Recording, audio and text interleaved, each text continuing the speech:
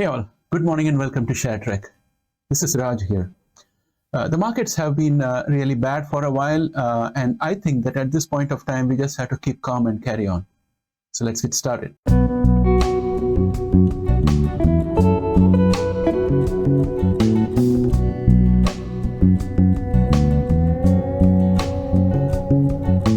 Welcome back, friends. I'd like to start with the Eurozone.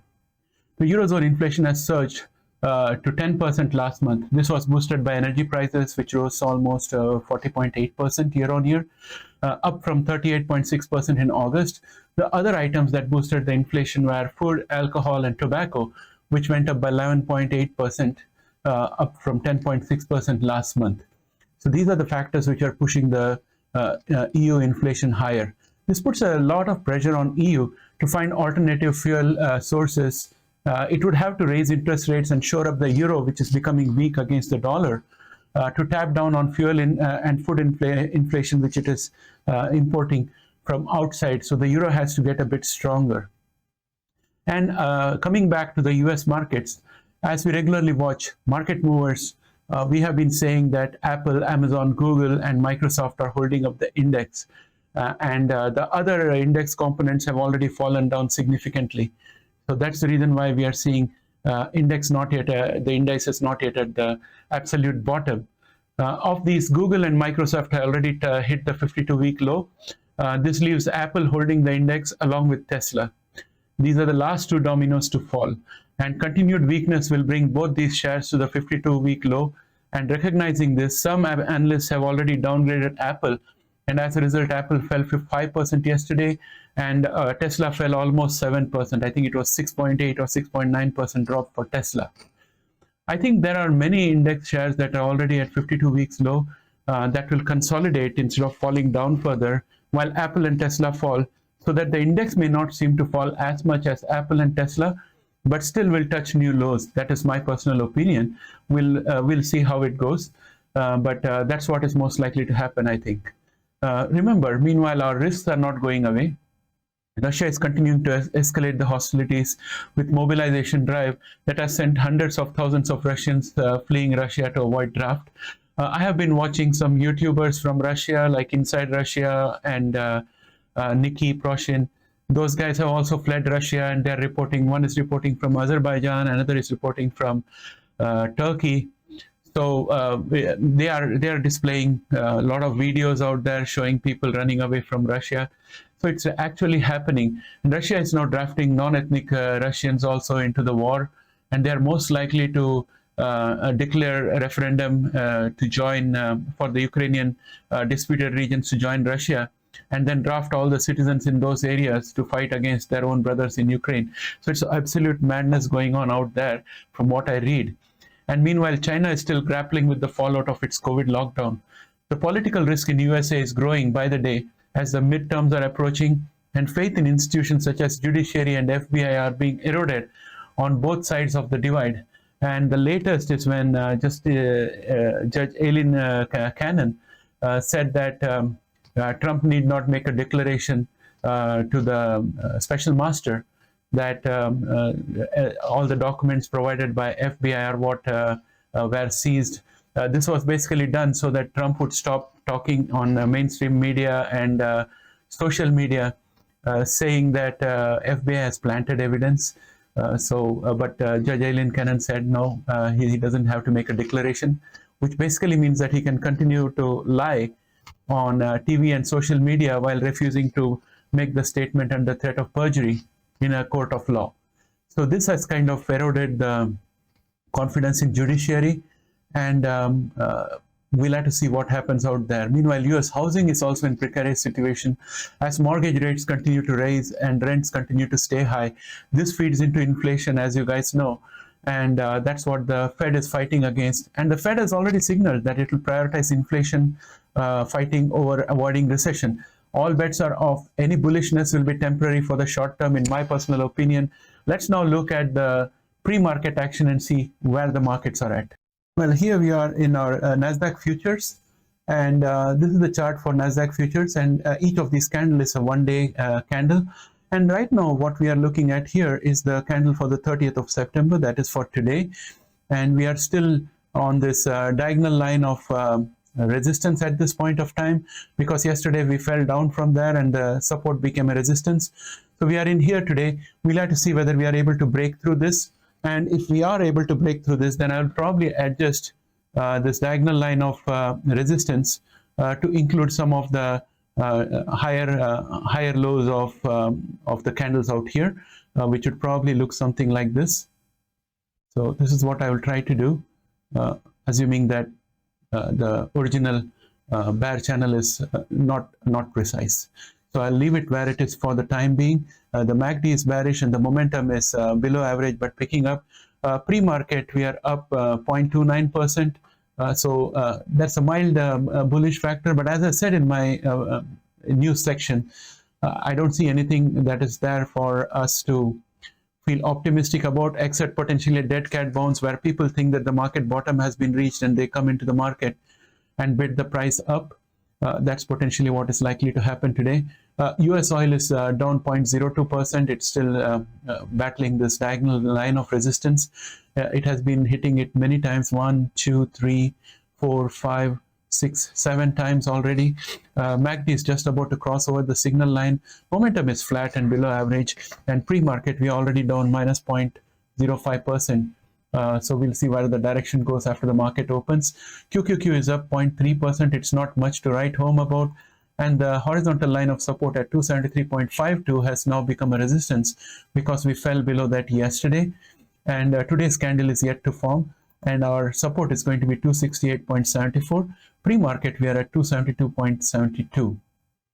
So that's our current position with QQQ.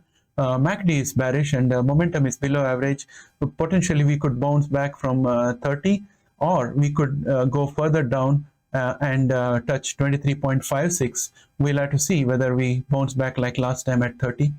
That will be a big question. I don't know the answer to that. But overall, as you can see, we are in a huge bear channel, and we are nowhere close to the upper edge of the bear channel. We have to break through this diagonal red line in order to form a bull channel. And that doesn't seem to be happening, at least for the next 1 week, in my opinion. Now let's look at S&P 500, which is up 0.30% pre-market. And we have a support in the RSI at 24.62. And we have a MACD, which is bearish, and momentum also, which is coming back to 30%. So it's looking weak out here. And our next line of support is going to be 358.47 for S&P 500. Russell index is up 0.47%, but again, momentum is pointing downwards and going towards 30. And our MACD is also bearish, and our next line of support out here is going to be 166.19. Right now we are at 166.91. If we fall below that, then our next line of support is going to be 159.93. Dow Jones Industrial Average is up 0.32% pre-market. MACD again is at around 30% right now. Sorry, MACD is bearish and momentum is almost at 30% right now. So it's pretty weak. And last time we had fallen all the way down to 24.71. Will that happen again today? That's the big question. If it's that likely to happen, then we are quite likely to come very close to 285.74. Right now, pre-market, we are at 293.15, which is just above 292.70, which is the immediate line of support. So we are likely to fall down below this, and we are likely to touch 286.03 today, in my personal opinion. And VIX is up. VIX is down 0.91% pre-market, but it is still within the range from day before yesterday. And we are on an ascending pattern, and therefore, if there is a bit of consolidation out here, that will form a bullish pennant, which invariably leads to a breakout on the upside. MACD is bullish, momentum is also above average, even though it's pointed down. So overall, the chances of VIX spurting further is still there, and we have support from the 10-day simple moving average, which is this yellow line, which is sitting at 29.65. Now let us look at US dollar index. US dollar index is up 0.24% this morning after having dropped 2 days continuously. and it has got support from the 10-day simple moving average at 13,380.62. Right now we are at 13,418.29, up 0.24% from yesterday. Therefore, we seem to be pretty strong at this point of time. MACD is bullish and momentum is also above average and still pointing upwards. So there's further gains possible in US dollar index. Now let us look at the index movers. Microsoft is up 0.59% pre-market, and we still have resistance, which is at 238.81. Right now we are at 238.71. So the first test will be to break this resistance, and if we did break this resistance, then our next resistance is going to be somewhere around 248.30. Apple is down 0.34% pre-market, and it's at 141.93, and our support at 142.27 has now become a resistance, and our next support is going to be at 137.41. Amazon is up 0.07% in pre-market trade. Our support, which is at 115.08, is still a resistance because pre-market we are at 114.88. So I'm going to mark this red, and this will be the first test for us to break through. And if we break through, then the next resistance is going to be this yellow line, which is a simple moving average, 10-day simple moving average, sitting at 118.24. So that's what we have in store. MACD is bearish and momentum is below average and pointed down. So I think there is bearishness for Amazon. Google is up 0.30%, and it still has resistance from the 10-day simple moving average, which is this yellow line out here, sitting at 100.48. MACD is bearish, and momentum is also below average and pointed down. So all the index movers are sluggish at this point of time. And if I look at the commodities, wheat is down minus 1.89%, and it's hitting the lower support of the bear channel, and it's likely to bounce back up again and then come down because MACD is bearish, and momentum is also below average and pointed down. Pre-market we are down 1.89%. Copper is flat pre-market, and it's still on a bearish channel. And if I was to take us to the Genomics index, Genomics shares, just going to sort this out so that we are the biggest losers in the top. SQZ is down 10.16% as of yesterday, but no trades pre-market. MACD bearish, momentum below average. DNA is up 0.64% pre-market. It has got an immediate resistance out here, which is going to be at 3.20. We are at 3.15 pre-market, up 0.64%. MACD is bullish, but momentum is still above average and pointed downwards, so that's the only downside. Allogene has got no trades pre-market. It fell 9.71% yesterday, and the support here at 11.98 is going to become a big resistance, and we have support for this share at 9.93 today. Editas was down minus 9.24% yesterday, and today pre-market we are up 0.74%. MACD is bearish, momentum is also below average, and our support at 13.14 has now become a resistance for us, and our support, which was at 14.30, is also a resistance for us because we have fallen below all of them, and our next support is going to be at 9.65. The MACD is bearish, and the momentum is also below average, so it doesn't look very hopeful at this point of time. Invitae was down minus 8.78% yesterday, and today it's up 1.64% in pre-market action. Our support, which is at 2.56, has now become a resistance because we are at 2.43, so that will be our first resistance for today. And our support for today is going to be at 2.15. MACD is bearish, momentum is also below average and pointed down, so it doesn't look very hopeful there. Teladoc is up 0.57% pre-market after falling 6.99% yesterday, and we have a minor line of support here, which was at 27.41, but that has now become a resistance because we are already at 26.38. So I'm just going to mark this as a resistance for us out here. And our MACD is bearish, momentum is also below average and pointed downwards. And Beam Therapeutics, which was down minus 6.90% yesterday, has no trades pre-market. Intelia, which was down minus 5.71% yesterday, has no trades pre-market. And Caribou Biosciences, which was down minus 5.27% yesterday, has got no trades pre-market. This yellow line of support out here at 10.82 becomes a resistance for us, because right now we are at 10.42, and the next support for us is going to be at 10.04, which is a very strong support because it is combining with the 50-day simple moving average, which is this orange line out here, which is sitting at $9.97. MACD is bearish and momentum is below average and pointed downwards, not great. PSCB was down minus 4.27% yesterday. Today it's up 0.71%. Pre-market. MACD is bearish, momentum is also below average and pointed downwards. And our next resistance is going to be the 10-day simple moving average at 5.61. Pre-market we are at 5.64, so we are just struggling with that. And then we have our next resistance, which is the 50-day simple moving average at 5.98, which is this orange line out here. That's going to be our next resistance. And our next support is going to be a minor line of support, and that has already been tested today. It's at 5.60, and we are right now at 5.64, so that will be our next support. MACD is bearish, momentum is below average, not very promising. ARCG was down 3.91% yesterday, no trades pre-market today.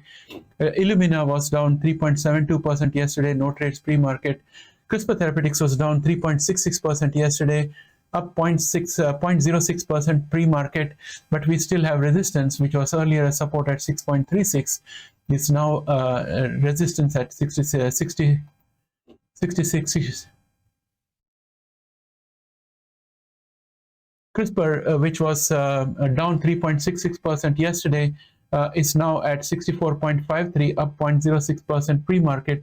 It still has resistance at 66.36, and it also has resistance from the 200-day simple moving average, which is this thick white line, which is sitting at 65.67. MACD is just about ready to cross over the signal line to become bullish, and momentum is still below average and pointed downwards, not looking great.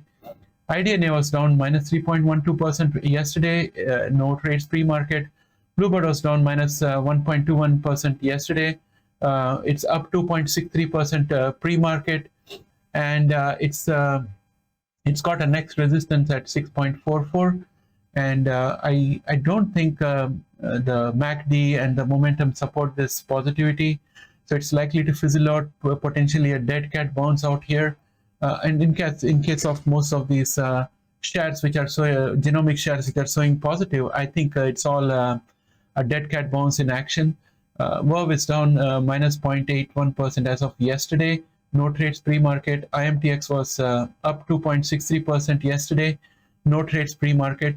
MACD is bearish, and momentum is just below average and pointed upwards, and we fell below the support we had at minus 0.590 in the MACD, so we are plumbing new depths. So this is now becoming a resistance for us, so we'll have to see if we are able to break through this today. With that said, I'd like to bring this video to an end. Friends, everything is looking pessimistic today, potentially a dead cat bounce, so please do not fall for it. At least that's my personal opinion, not financial advice.